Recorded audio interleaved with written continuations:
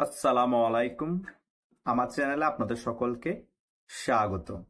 বাংলাদেশের এই 3-4 দিনের পরিস্থিতি দেখে অনেকেই মনে করছে আওয়ামী লীগ খুব তাড়াতাড়ি রাজপথের রাজনীতিতে ফিরে আসতে পারবে।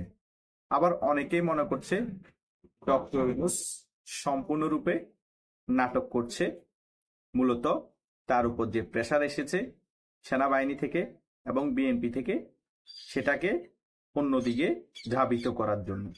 এখন আসলে আওয়ামী লীগ কর্মীদের করণীয় কি? তারা কি করবে?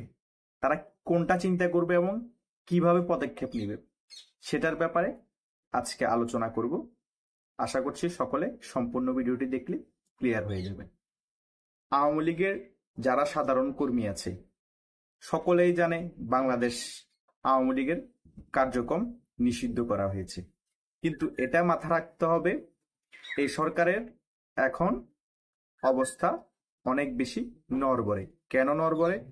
মেইন কারণ হচ্ছে এতদিন সেনাবাহিনী সম্পূর্ণরূপে পূর্ণ সমর্থন দিয়েছে এই সরকারকে, কিন্তু গত একদিন আগের সেনাপ্রধানের বক্তব্যের কারণে এই সরকার অনেক নড়বড়ে হয়ে গিয়েছে।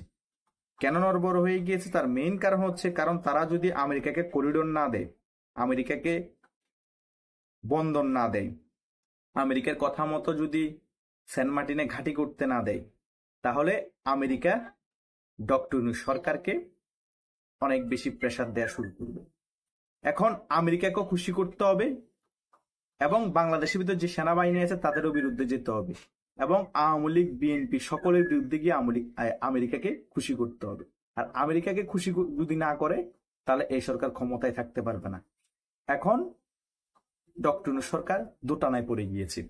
দোটানায় পড়ে যাওয়ার কারণে আওয়ামী লীগের জন্য একটা স্পেস তৈরি হয়েছে।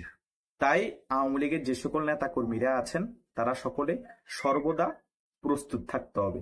যে কোনো মুহূর্তে বাংলাদেশে যে কোনো অঘটন ঘটে যেতে পারে, তখন যদি প্রস্তুতি না রাখেন তাহলে সঠিক সময়ে রাজপথ দখল করতে পারবেন না। তাই সকলকে সর্বদা প্রস্তুত থাকতে হবে এবং সকল সিনিয়র নেতৃবৃন্দের সাথে কানেক্টেড থাকতে হবে।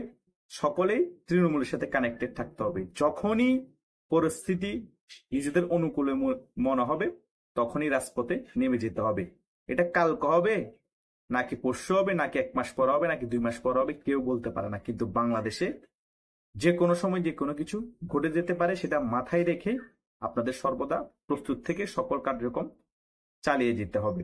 এটা মাথায় যদি থাকে আওয়ামী লীগের কর্মীদের, তাহলে আওয়ামী লীগ খুব তাড়াতাড়ি রাজপথ দখল করতে পারবে এবং রাজনীতিতে ফিরে আসতে পারবে। আর যদি দায়সারা ভাবে থাকেন, ফেসবুকে পোস্ট করব, গ্রুপে গিয়ে কিছু ফাফরবাজি গালবাজি করব, তাহলে এভাবে করে আরো 7-8 বছর কাটিয়ে দিতে পারবেন। কোনো সমস্যা নাই, যে যার যার মতো চলবেন।